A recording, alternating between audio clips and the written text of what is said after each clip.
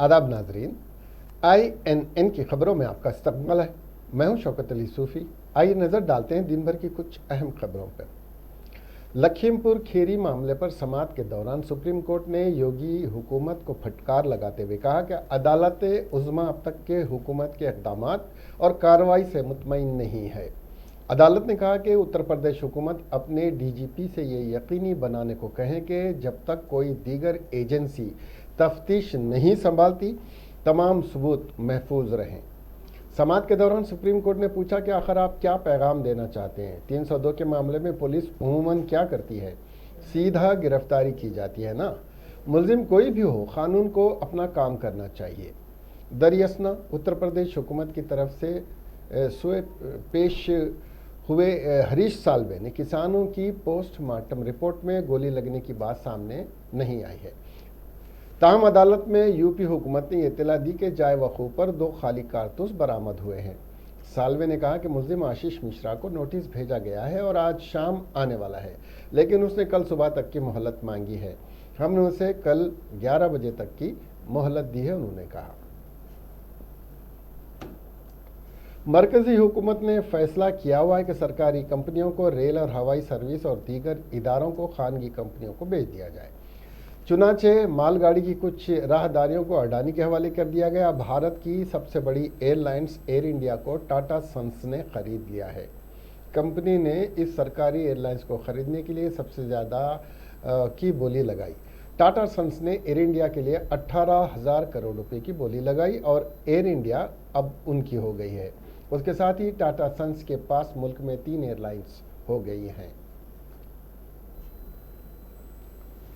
तेलंगाना कानून साज असम्बली में साबिक वज़ीर आज़म PV नरसिम्हा राव की तस्वीर की। तेलंगाना के वज़ीर आला कवकुंटला चंद्रशेखर राव की सरपरस्ती में स्पीकर पोचाराम श्रीनिवास रेड्डी और कानून साज काउंसिल के अबूरी चेयरमैन V भोपाल रेड्डी ने निकाब कुशाई की। इस मौके पर डिप्टी स्पीकर T पद्माराव गौड़, वज़ीर वेमुला प्रशांत रेड्डी, PV नरसिम्हा राव, 7 साला तकरीबात कमेटी के चेयरपर्सन रुकन पार्लियामेंट केशव राव, वज़ीर एरावली दयाकर राव, रियासती वज़रा, कानून साज असम्बली में अपोजिशन के लीडर, कानून साज असम्बली के अरकान, PV नरसिम्हा राव के अफराद ख़ानदान के अलावा असम्बली सेक्रेटरी डॉक्टर नरसिम्हाचार्यू और दीगर ने शिरकत की। चीफ मिनिस्टर के चंद्रशेखर राव ने कहा कि TRS हुकूमत ने हमेशा हौलदार किसानों से ज़्यादा असल किसानों के मसाइल की यकसुई पर तवज्जो दी है। KCR ने कहा कि हमें हौलदार किसानों से हमदर्दी है, ताहम असल किसानों को नुकसान से बचाना ही हमारा मकसद है। के चंद्रशेखर राव ने आज असम्बली में वक्फ सिफर के मौके पर खिताब करते हुए कहा कि माजी में किसानों की ज़मीनों को जब्त कर लिया गया, जिससे किसान माशी तौर पर कमज़ोर हो गए थे। उन्होंने कहा कि इस वक्त रियासत तेलंगाना में ज़मीन की कीमत में इजाफा हो रहा है, जिसके पेश नज़र अराजियात की खरीद व फरोख्त में शफाफियत लाने के लिए धरानी पोर्टल मुतारुफ कराया गया है। धरानी पोर्टल से किसानों को अराजी की फरोख्तगी और ख़रीद के अमल में बड़ी राहत मिली। धरानी पोर्टल के ज़रिए लाखों रजिस्ट्रेशन हो रहे हैं। चीफ मिनिस्टर ने कहा कि किसानों की फलाह व बहबूद के लिए शुरू किए गए रैतु बंधु के बेहतर नताइज बरामद हो रहे हैं। अगर कबायली किसान और हौलदार किसानों को माली मुश्किलात का सामना हो तो उनकी माशी हालत को मुस्तहकम करने के लिए इक़दाम को यकीनी बनाया जाएगा।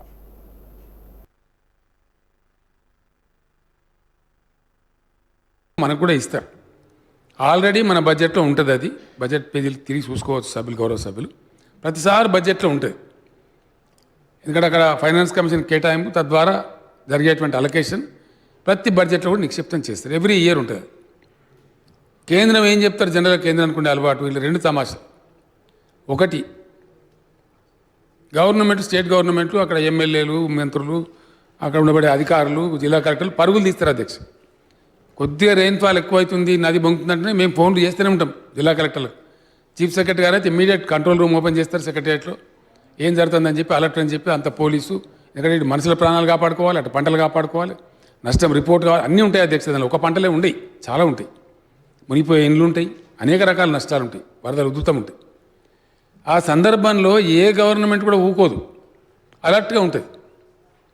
దాన్ని ఇమీడియట్గా అందుకుంటారు, చేస్తారు. తర్వాత ఏం జరుగుతుంది అధ్యక్ష, అసలు తతంగం ఇది కథ. ఏ రాష్ట్ర ప్రభుత్వమైనా ఇమీడియట్ 2 అంచనాలు ఉంటాయి అధ్యక్ష, తాత్కాలిక అంచనా, వాస్తవ అంచనా. रियासती गवर्नर तमिलिसाई सौंदरराजन और रुकन कानून साज काउंसिल के कविता ने तेलुगु यूनिवर्सिटी में मुनक्किद की गई बतुकम्मा त्यौहार की तकरीब में शिरकत की। इस मौके पर यूनिवर्सिटी के वीसी किशन राव, असातिज़ा और तलबा ने गवर्नर और कविता का ज़बरदस्त इस्तकबाल किया। इस मौके पर गवर्नर तमिलिसाई सौंदरराजन और एमएलसी कविता ने यूनिवर्सिटी के खवातीन और अमले के साथ यूनिवर्सिटी कैंपस में बतुकम्मा का खेल खेला। बाद अज़ां गवर्नर तमिलिसाई और कविता ने बतुकम्मा की आवाम को मुबारकबाद पेश की। कविता ने कहा कि गवर्नर तमिलिसाई के साथ बतुकम्मा का त्यौहार में शिरकत करना बात से मसरत है। कविता ने कहा कि बतुकम्मा त्यौहार सबसे कदीम त्यौहार है। उन्होंने कहा कि तेलंगाना जागृति के अलावा कई तंजीमें बतुकम्मा त्यौहार से मुताल्लिक़ नगमों का कलेक्शन इकट्ठा कर रही हैं। उन्होंने कहा कि बतुकम्मा के गानों में तेलुगु सकाफत और रिवायात को बेहतर अंदाज में समझाया जाता है, लिहाजा मुस्तकबिल में नई नस्ल को हमारी कल्चर और रिवायात को जानने में बतुकम्मा त्यौहार के गाने काफ़ी अहमियत रखते हैं।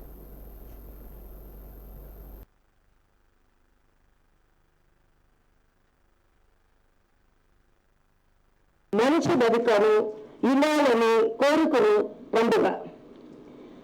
నేను కూడా మన రాష్ట్ర ప్రజలందరికీ మంచి బతుకును ఇవ్వాలని నేను కోరుకుంటున్నాను. తెలుగు యూనివర్సిటీలో ఈ రోజు బతుకమ్మ పండుగ జరుపుకోవడం నాకు చాలా చాలా సంతోషం. బతుకమ్మ పండుగ ఎంతో ప్రచారం చేసిన ఎమ్మెల్సీ కవిత గారికి నా శుభాకాంక్షలు. మరొకసారి చక్కటి పని చేసుకుంటూ వెళ్తా ఉన్నది. ఈ సందర్భంలో ప్రత్యేకించి బతుకమ్మ అభివృద్ధిని, ఒకవైపు వ్యవసాయాన్ని, తెలుగు రాష్ట్ర ప్రజలందరికీ కలిసాం కాబట్టి బతుకమ్మ పాటలలో ఉండేటటువంటి తెలుగు పదాల మీద పరిశోధన చేసినట్టయితే తప్పకుండా తెలుగు భాష మరింత పరిపుష్టమవుతుందని చెప్పి నేను భావిస్తూ ఉన్నాను. ఎందుకంటే బతుకమ్మ పండుగ అనేది అత్యంత ప్రాచీనమైనటువంటి పండుగ అని మనం చెప్పుకుంటాము. ఈ పాటలు ఏవైతే సేకరించి అనేక సంస్థలు, ఒక పక్క జాగృతి సేకరిస్తున్నది, అదేవిధంగా ఇంట్రెస్ట్ ఉన్నటువంటి అనేక సంస్థలు కూడా బతుకమ్మ పాటలు పాతవి సేకరిస్తాం. అలా సేకరించినటువంటి పాత పాట रियासती आईटी और बदली नज़्म नस्क के वजीर के.टी. रामाराव ने कहा कि चीफ मिनिस्टर के चंद्रशेखर राव रियासत की तरक्की के मकसद से काम कर रहे हैं। वजीर के.टी. रामाराव ने देही और शहरी तरक्की पर कानून साज काउंसिल में मुख्तसर बहस के दौरान खिताब किया। के.टी. रामाराव ने कहा कि देही और शहरी इलाकों को एकसां तौर पर तरक्की दी जा रही है। के.टी. रामाराव ने कहा कि शहरी तरक्की के हिस्से के तौर पर 4 कमेटियां तश्कील देकर तरक्की याफ्ता बनाने के लिए इक़दाम को यकीनी बनाया गया है। इन कमेटियों में तकरीबन 2 लाख लोग शामिल हैं। उन्होंने कहा कि घरों की तामीर के लिए सेल्फ असेसमेंट सिस्टम मुतारिफ कराया गया है। 25 गज के अंदर घर बनाने के लिए इजाज़त की ज़रूरत नहीं है। माफ़ करना, 75 गज के अंदर घर बनाने के लिए इजाज़त की ज़रूरत नहीं है। के.टी. रामाराव ने कहा कि 18 करोड़ रुपए से ज़्यादा के फंड से सड़कों की तामीर को यकीनी बनाया गया है। के.टी. रामाराव ने कहा कि नहरों की तरक्की के लिए एक खुसूसी ऑपरेशन शुरू किया गया है। तालाबों की खूबसूरती के लिए एक खुसूसी कमिश्नर मुकर्रर किया गया है। टैंक बंड की जदीद कारी के लिए 37 करोड़ रुपए खर्च किए गए हैं। इसके अलावा हुसैन सागर के करीब नाइट बाजार कायम करने के इक़दाम किए जा रहे हैं। పట్టణ ప్రాంతాల్లో ఉన్నది, మిగతా 69-70% జనాభా ఇంకా కూడా పల్లెల్లోనే ఉన్నది. కాకపోతే వాస్తవం ఏమంటే అధ్యక్ష, పల్లెలు పట్టుకొమ్మలు అయినప్పటికీ పట్టణాలు ఈరోజు ఈ దేశాన్ని, రాష్ట్రాన్ని, ప్రపంచాన్ని నడిపే ఆర్థిక గ్రోత్ ఇంజన్లుగా, ఎకనామిక్ ఇంజన్లుగా మాత్రం పట్టణాలు రూపాంతరం చెందినాయి. ఈ మాట నేను ఎందుకంటా ఉన్నా అధ్యక్ష అంటే, ఈరోజు మన తెలంగాణనే తీసుకుంటే ఒక ఉదాహరణకి, తెలంగాణ భూభాగం చూస్తే అధ్యక్ష 1,12,000 స్క్వేర్ కిలోమీటర్లు. ఇందులో మన జనాభా పరంగా చూసినట్టయితే ఈరోజు దాదాపుగా 2011 సెన్సస్ తీసుకుంటే 41-42% జనాభా, మన జనాభా పట్టణ ప్రాంతాల్లో ఉన్నది. కానీ గత 10 ఏళ్లలో జరిగిన పట్టణీకరణ, కొత్తగా ఏర్పాటైన మున్సిపాలిటీలు, విలీనమైన గ్రామాలు, ఇవన్నీ తీసుకుంటే దాదాపుగా 45 నుంచి 50%. मजलिस के रुकन असम्बली अहमद पाशा खादिर ने तेलंगाना असम्बली में वक्फ सिफर के तहत बात करते हुए बताया कि साउथ जोन बिलखुसूस याकुतपुरा में 4 से 6 घंटे बरक़ी सरबराही मजदूद रह रही है। उन्होंने बताया कि मसला 2011 से चला आ रहा है और इस सिलसिले में वजीर बरक़ी ने शहर के अराकीन असम्बली के साथ एक मीटिंग भी की थी, लेकिन अहदेदारों की लापरवाही की वजह आज भी रोज़ाना 4 से 6 घंटे लाइट बंद हो रही है। उन्होंने वजीर बरक़ी से मुतालबा किया कि फिर एक मरतबा मजलिस अराकीन असम्बली के साथ मीटिंग मुनक़िद करते हुए इस मसले का हल करें।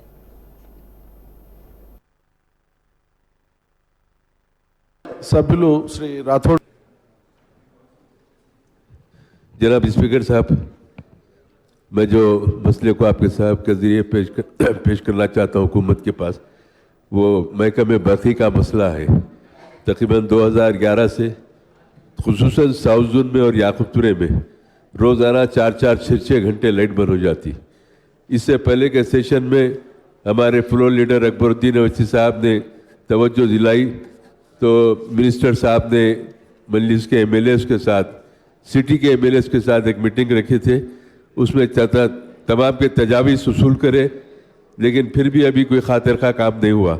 रोज़ाना शहर में लाइट बंद होती 4-4 घंटे 6-6 घंटे, और एक बड़े पैमाने पर इसका पुराने शहर में साउथ जोन में काम करने की ज़रूरत है। सब स्टेशन मंजूर हो गया है, लेकिन उसको नस्ब नहीं किया जा रहा है। बहुत सारे काम मंजूर होते हैं हुकूमत की तरफ से, ऑफिसरों की लापरवाही की वजह से लोगों। हुजूराबाद ज़िमनी इंतखाब के लिए नामजदगियों दाखिल करने का आज आखिरी दिन था। इस मौके पर रियासत की बड़ी सियासी जमातों के उम्मीदवारों ने आखिरी दिन पर्चे नामजदगी दाखिल किया। भारतीय जनता पार्टी उम्मीदवार इट्टला राजेंद्र, टीआरएस उम्मीदवार गेलू श्रीनिवास और कांग्रेस उम्मीदवार बालमोरी वेंकट ने पर्चे नामजदगी दाखिल किया। अब तक 26 पर्चे नामजदगियां दाखिल किए गए हैं। वहीं पर्चे नामजदगी पर गौर करने की आखिरी तारीख इस माह की 11 और वापस लेने की 13 तारीख मुकर्रर की गई है। वोटिंग इस माह की 30 तारीख को होगी और वोटों की गिनती 2 नवंबर को होगी। मजलिस रुकन असम्बली जाफर हुसैन मेराज ने ऐवान में वक्फ सिफर के तहत बात करते हुए हुकूमत से मुतालबा किया मुगलपुरे का मदरसा जामिअतुल मोमिनात में ज़ेर तालीम और 2 मौलवी और 2 उर्दू मुंशी में कामयाब होने वाले तलबा को एसएससी का दर्जा देने और उर्दू मुंशी कामिल में कामयाब होने वाले तलबा को इंटरमीडिएट के बराबर दर्जा देने के इक़दाम करें और उर्दू मीडियम के लैंग्वेज पंडित, हिसाब, बायोलॉजिकल साइंस, फिजिकल साइंस और दीगर की 535 मक़बूला जायदादों पर तक़र्रुरात अमल में लाएं।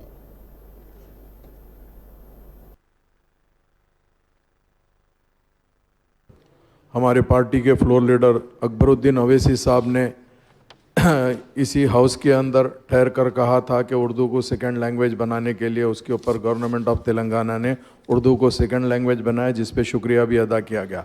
मगर हम चाहते हैं कि उर्दू के साथ पूरा मुकम्मल इंसाफ हो सर।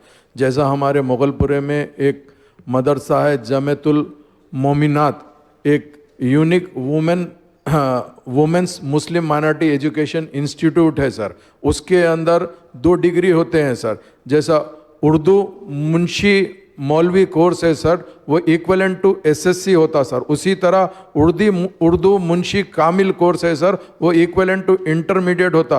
प्रोविजन आर्टिकल 29-30 के तहत सर ये जो कोर्स है सर, ये कोर्स को हम अगर फ़र्ज़ करिए एसएससी और इंटरमीडिएट को कंसिडर कर देते हैं तो बेहतरीन रहेगा सर, हमारे बच्चे भी पढ़ के उसको निकल सकते। और एक अहम बात यह है सर, उर्दू टीचर्स का जो टीआरटी पोस्ट था सर, उसको 2017 में नोटिफिकेशन आया था, नोटिफिकेशन नंबर 52 एंड 53 ऑफ 2017, जिसमें 900 पोस्ट है सर। अभी तक के 365 पोस्ट फिल हो गए सर और 535 पोस्ट अभी बाकी है सर। तो मैं आपसे ये कहना चाहता हूँ, जिसमें एसजीटी उर्दू जो थे वो नोटिफाइड हुए 636 और फील्ड हुए सर 301 और बच गए 335। उसी तरह लैंग्वेज पंडित उर्दू सब 26 थे, 9 फील्ड हुए 17 बच गए सर। एसए उर्दू के 28 थे, 12 फील्ड हुए सर, 16 बच गए सर। एसए मैथमेटिक उर्दू के 38 थे, 6 हुए सर, 32 बच गए सर।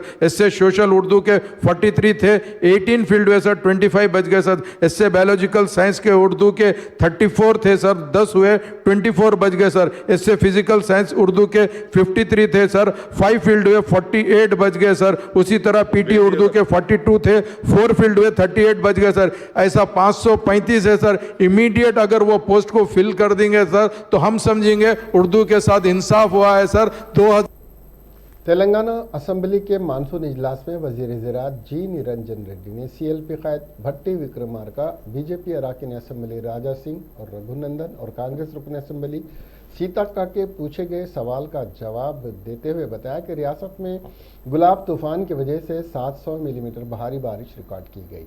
उन्होंने बताया कि रियासत के छोटे से छोटे किसान को भी रैतु बंधु स्कीम के तहत मदद की जा रही है। चूँकि रियासत में कौलदार किसान कम हैं, इसलिए उन्हें शामिल नहीं किया जा रहा है। उन्होंने बताया कि रियासती हुकूमत मुत्तहदा रियासत के अनपेड सब्सिडी के बकाया जात अदा करने के इक़दाम किए और सब्सिडी फराहम करने के इक़दाम किए जा रहे हैं। क़ब्ल अज़ीं CLP कायद भट्टी विक्रमार्का ने कौलदार किसानों को रैतु बंधु स्कीम में शामिल करने का मुतालबा किया। बीजेपी रुकन असेंबली राजा सिंह ने मरकजी हुकूमत की जानिब से जारी करदा 499 करोड़ रुपए फसल बीमा के किसानों को ताख़िर से अदा करने की शिकायत की और गुलाब तूफान की वजह से होने वाली बारिश के बाद किसानों के नुकसानात की पाबजाई का मुतालबा किया। తెల్లారంగా వర్షం లేదనుకుంటానంటే మళ్ళీ ఆ వాటర్ అంతా కూడా రిసీడ్ అయిపోతే వెనక్కి తగ్గిపోతే మళ్ళీ ఆ పంట కోలుకుంటుంది అధ్యక్ష. తాత్కాలికంగా కొంత పంట అక్కడక్కడ ఏదైనా పురుగుల బెడద లాంటిది, చీడల బెడద లాంటిది వచ్చే అవకాశం. धन्यवाद अध्यक्षा। अध्यक्षा, तेलंगाना में 2015-16 में ज़मीन सूखने के कारण किसानों को बहुत नुकसान हुआ था। फिर अपने सरकार ने असेसमेंट करके केंद्र को एक रिपोर्ट भेजी थी। तब केंद्र सरकार ने 799 करोड़ रुपीस तेलंगाना सरकार को भेजे थे तुरंत किसानों को पहुंचाने के लिए, लेकिन सरकार ने तुरंत वो पैसे नहीं भिजाकर 1 साल तक उस पैसे को रोका और उसके बाद में किसानों तक वो पैसों को भिजाया। अध्यक्षा, पिछले साल भी 50% से अधिक वर्षा हुई हमारे तेलंगाना में, जिसके कारण बहुत सारा नुकसान किसानों को हुआ। अभी हाल ही में गुलाब तूफान के कारण बहुत सारा नुकसान हमारे अन्नदाताओं का हुआ। अध्यक्षा, फसल बीमा योजना 2017 में केंद्र सरकार द्वारा किसानों के लिए लाई गई थी, जो कि किसानों के लिए बहुत उपयोगी रही हुई है योजना। तेलंगाना सरकार इस योजना का प्रीमियर नहीं देने के कारण और किसानों को बहुत सारा नुकसान हुआ है। अध्यक्षा, हाल ही में कृषि मंत्री श्री नरेंद्र सिंह तोमर जी ने कहा था कि तेलंगाना सरकार ने 2 साल का लगभग 800 करोड़ प्रीमियर बकाया है, नहीं दिया, जिसके कारण आज किसानों को नुकसान हो रहा है। अध्यक्षा, और ये योजना का लाभ नहीं मिल रहा है। साथ ही साथ अध्यक्षा, रैतु बंधु के तेलंगाना असेंबली सेशन के 8वें मानसून इजलास में वजीर बरखी जगदीश रेड्डी ने TRS अरकान असेंबली जी किशोर और महेश रेड्डी के पूछे गए सवाल का जवाब देते हुए बताया कि तेलंगाना में 2090 मेगावाट सोलार एनर्जी शमसी तवानाई तैयार करने के इक़दाम किए जाएंगे। उन्होंने बताया कि वज़ीर आला के चंद्रशेखर राव की क़ियादत में तेलंगाना हुकूमत 3 किलो पर 20% और 10 किलो पर सोलार एनर्जी तैयार करने पर 60% सब्सिडी देने के इक़दाम कर रही है। वज़ीर बरखी जगदीश रेड्डी ने बताया कि हैदराबाद के जवाहर नगर में बड़े पैमाने पर कचरा और नाकारा अशिया जमा करते हुए शमसी तवानाई तैयार करने के इक़दाम किए जा रहे हैं। क़ब्ल जी किशोर ने जानना चाहा कि रियासत में सोलार एनर्जी की तैयारी में क्या इक़दाम किए जा रहे हैं।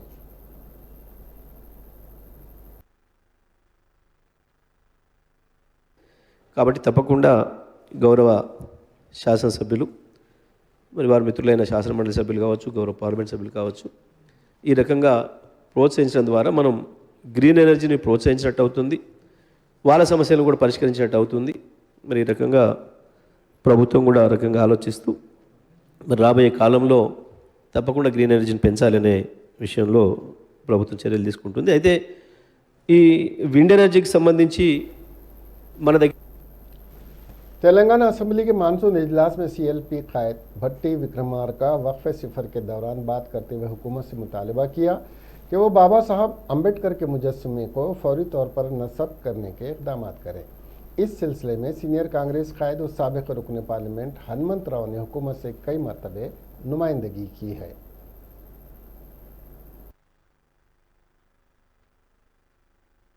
రాష్ట్రంలో చాలా చోట్ల ముంపుకు గురై పంట పెద్ద ఎత్తున నష్టపోయాం అధ్యక్ష. ఈ నష్టపోయినటువంటి పంటకు సంబంధించి రాష్ట్ర ప్రభుత్వాన్ని మీ ద్వారా నేను విజ్ఞప్తి చేస్తూ ఉన్నాను. కనీసం నష్టం అంచనా అయినా వేయటం కోసం ప్రభుత్వం ప్రయత్నం చేసిందే అని. నాకు తెలిసి 2015 నుంచి ఈనాటి వరకు కూడా రాష్ట్రంలో వచ్చినటువంటి ఏ వరద వల్ల కూడా పోయిన నష్టానికి ఇంతవరకు నష్టపరిహారం ఇవ్వట్లేదు అధ్యక్ష. ఒక్కసారి మనం రాష్ట్రం ఏర్పాటు చేసుకున్న తర్వాత 2015లో అనుకుంటా బహుశా మనం నష్టపరిహారం ఇన్పుట్ సబ్సిడీ ఇచ్చాము. ఆ తర్వాత ఇంతవరకు ఇవ్వలేదు అధ్యక్ష. అది కూడా बीजेपी के रुकन असेंबली रघुनंदन ने तेलंगाना असेंबली के मानसून इजलास में वक्फ सिफर के दौरान बात करते हुए बताया कि ग्राम पंचायत और तहसील ऑफिस में धरानी पोर्टल मुतारिफ होने के बाद कई एक मसाइल दरपेश हो रहे हैं, खासकर डिजिटल पासबुक में दस्तखत ना होने की वजह से और धरानी पोर्टल में एक नाम और पट्टा पासबुक में एक नाम होने की वजह से रैतु बंधु स्कीम की रकम हासिल ना होने की किसान शिकायत कर रहे हैं। इसके अलावा जीपीए का मामला भी ज़ेर इल्तवा है।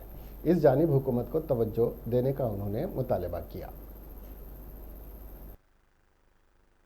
ఆర్డీఓ గారి దగ్గరికి పోతే నాకు తెలియదు అంటారు, చివరికి పోయి దరఖాస్తు కలెక్టర్ గారి దగ్గర పెట్టమంటారు అధ్యక్ష. ఎమ్మెల్యేలు ఫోన్ చేస్తే కూడా కలెక్టర్లు కనీసం స్పందించేటువంటి పరిస్థితి లేదు అధ్యక్ష. మళ్ళీ దీనికి వకీలు పెట్టి కొత్త పంచాయతీ పెట్టి కొత్త సమస్యలు పెరుగుతున్నాయి అధ్యక్ష. గ్రామాల నుంచి వచ్చేటువంటి పేద రైసు తహసీల్ ఆఫీస్కి రావడమే కష్టం అంటే ఇంకా ఆడికెళ్ళి పోయి కలెక్టర్ని కలిసి దరఖాస్తు పెట్టాలనేది దీంట్లో సమస్యగా జరుగుతుంది అధ్యక్ష. ధరణి వెబ్సైట్ వచ్చినట్టు నుంచి ఈ రోజు దాకా ట్రిబ్యునల్ పేరిట జిల్లా కలెక్టర్లకు ఇచ్చినటువంటి అధికారాల వల్ల ఆర్డీఓ గారి దగ్గరికి పోతే నాకు తెలియదు అంటారు, చివరికి పోయి దరఖాస్తు కలెక్టర్ గారి దగ్గర పెట్టమంటారు అధ్యక్ష. ఎమ్మెల్యేలు ఫోన్ చేస్తే కూడా కలెక్టర్ सीनियर कांग्रेसी कायद साबिक सदर आंध्र प्रदेश कांग्रेस कमेटी वी हनुमंत राव ने हुजूराबाद असम्बली हल्के के राय दहिंदों को मशवरा दिया कि वह अपने वोट के इस्तेमाल से पहले सदर टीआरएस व वजीर आला के चंद्रशेखर राव के साबिक वादों का बगौर जायजा लें। आज गन पार्क में मीडिया से बात करते हुए हनुमंत राव ने वजीर आला के चंद्रशेखर राव के असम्बली में दिए गए बयान की मजम्मत की, जिसमें उन्होंने गिरिजनों को 3 एकड़ अराजी देने के वादे से जो वो मुकर गए, जबकि केसीआर ने 2014 में 15 अगस्त यौम आज़ादी के मौके पर किले गोलकुंडा में तिरंगा लहराने के बाद ये ऐलान किया था।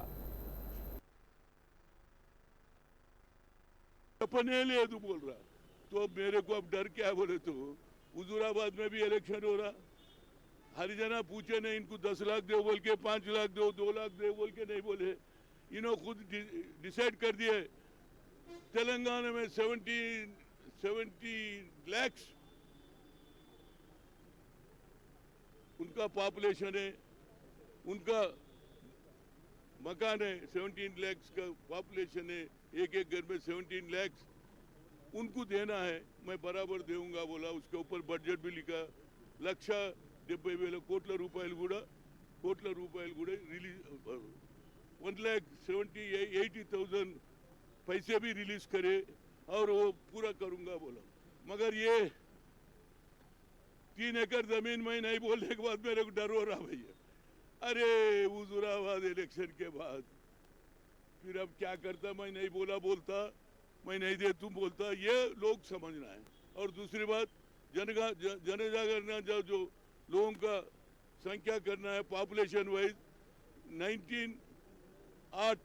2018 में इन्होंने सर्वे करा, सकल जलमा सर्वे, उसमें 54% आया। अब असेंबली में बोला मैं ये भी कर दूं, यही बात जाके नरेंद्र मोदी को दो ताकि हिंदुस्तान में पहला चीफ मिनिस्टर रहेगा कि जनगण करेस वाला, वहां देंगे तो सही लोग को पता चलेगा, इससे दूसरे चीफ मिनिस्टर भी देंगे।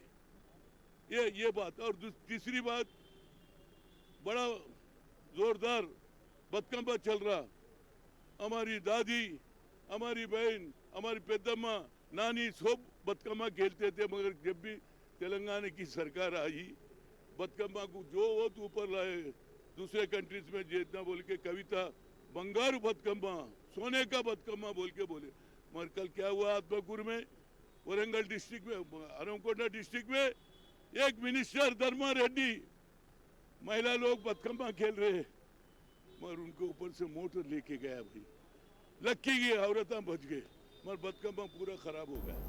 बदकम्मा तर्जुमान कुल हिंद कांग्रेस कमेटी व नौ मुंतखब सदर Hyderabad metropolitan water supply and sewerage board Dasoju Sravan ने हुकूमत से मुतालबा किया कि वो वाटर वर्क्स मुलाजमीन को रियासती हुकूमत के सरकारी तर्ज पर एम्प्लॉइज हेल्थ स्कीम लागू करे। हुकूमत ने मुलाजमीन को धोखा देते हुए पुरफरेब लालच देते हुए खुश करने की नाकाम कोशिश की है। श्रवण आज सदर मुंतखब होने के बाद यूनियन के दीगर कायदीन के हमरा मीडिया से बात करते हुए कहा कि वाटर एंड सीवरेज बोर्ड के मुलाजमीन हर तरह के मसाइल का सामना करते हुए हैदराबाद की 1 करोड़ आबादी को राहत फराहम करते हैं और उन्हें खुद हुकूमत से कोई राहत नहीं मिल रही है। श्रवण ने मुलाजमीन को यकीन दिया कि कांग्रेस पार्टी हर लम्हे उनके मसाइल के हल के लिए साथ खड़ी रहेगी। स्ट्रेंथन करते हुए साथ ही साथ में पूरे 1 करोड़ लोगों को जो है सो अच्छी सर्विस देने के लिए जो है सो ये ऑर्गेनाइजेशन काम करेगी। आज खास तौर से HMWS में नाइंसाफी हो रहा उसके एम्प्लॉइज के साथ। जून में जब पूरे गवर्नमेंट एम्प्लॉइज को जो है सो PRC अमल होती है, मगर जिन लोग पानी पिलाते हैं रोज, जिन लोग नाला में घूम के जो है सो उनका खुद का शहद खराब करके जो है सो काम करते हैं, उन लोगों को आज तक PRC नहीं मिले हैं, रिपीटेड रिप्रेजेंटेशंस देने के बाद में भी। तो हमारी पहली गुजारिश और डिमांड है दाना किशोर जी से और इसका चेयरमैन मुख्यमंत्री जी से और KTR साहब से कि पहले आप जैसा दूसरे गवर्नमेंट एम्प्लॉइज को PRC अमल किए हैं उसी तरीके से जो है सो हमारे को PRC अमल कीजिए। एक दूसरा जो है सो जिस तरीके से आपने गवर्नमेंट एम्प्लॉइज को एम्प्लॉय हेल्थ इंश्योरेंस स्कीम अमल कर रहे हैं, हेल्थ सर्विसेज का स्कीम अमल कर रहे हैं, उसी तरीका जो है सो हमारे को भी EHS की जरूरत है। आप जो है सो एक झूठी स्कीम लाके जो है सो हमको गुमराह कर रहे हैं। 3 लाख अपर लिमिट लगा करके किसी प्राइवेट TPA के जरिए जो है सो हमारे को ट्रीटमेंट लो बोल के हमारे जिंदगियों से खिलवाड़ कर रहे हैं। ना गवर्नमेंट हॉस्पिटल को जा सकते, ना वेलनेस सेंटर को जा सकते, और कैशलेस ट्रांजैक्शंस भी नहीं है, उसमें बहुत परेशानी है। तो हमारी गुजारिश है जैसा सेक्रेटेरिएट में, जैसा HODs में जैसा एम्प्लॉइज काम करते हैं उन लोगों को जैसा EHS दिए हैं उसी तरीके से हमारे को भी एम्प्लॉय हेल्थ स्कीम अमल करना बोल के हमारी तरफ से। Commissioner of police Rachakonda Mahesh Muralidhar Bhagwat ने मीडिया को बताया कि Malkajgiri zone special operation team Rachakonda और नरिडमेट पुलिस ने 2 बुक्कीज जो एजेंट भी हैं को हिरासत में ले लिया। चन्नम करण और सैयद अकील की हैसियत से उनकी पहचान हुई। इनके अलावा एक बाजीगर सुरेंद्र को भी गिरफ्तार किया है। तीनों ऑनलाइन बेटिंग में मसरूफ थे। इन लोगों ने ऑनलाइन बेटिंग वेबसाइट्स रजिस्टर करवाई थी और एजेंट कोड भी हासिल किया था और UK से ये कोड हासिल किया गया था और ग्राहकों को पासवर्ड भी दिया गया था और गैर कानूनी बेटिंग रैकेट चला रहे थे। पुलिस ने उनके कब्जे से 53 लाख रुपए नकद, mobile phones, tab, credit cards और डेबिट कार्ड्स जब्त किए। इसके अलावा 21,82,254 रुपये उनके एक्सिस बैंक अकाउंट में थे, उसे फ्रीज कर दिया गया। सुरेंद्र रेड्डी लाख रुपए हारे थे।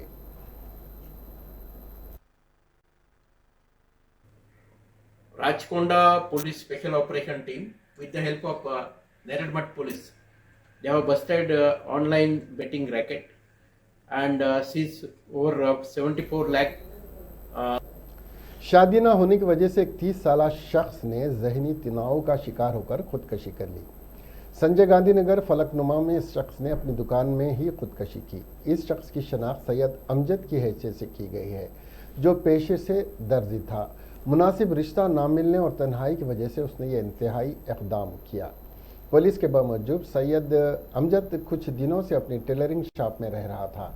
जुमेरात को रात देर गए उसने अपनी शॉप के सीलिंग फैन से लटक कर खुदकशी कर ली।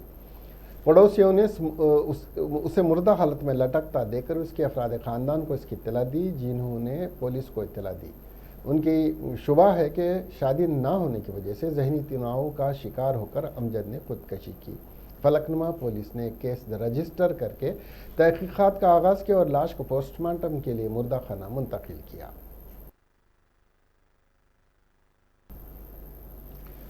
इसके साथ ही ये खबरें यहीं ख़त्म हुई। अब हमें दीजिए इजाज़त और देखते रहिए INN चैनल। खुदा हाफिज़।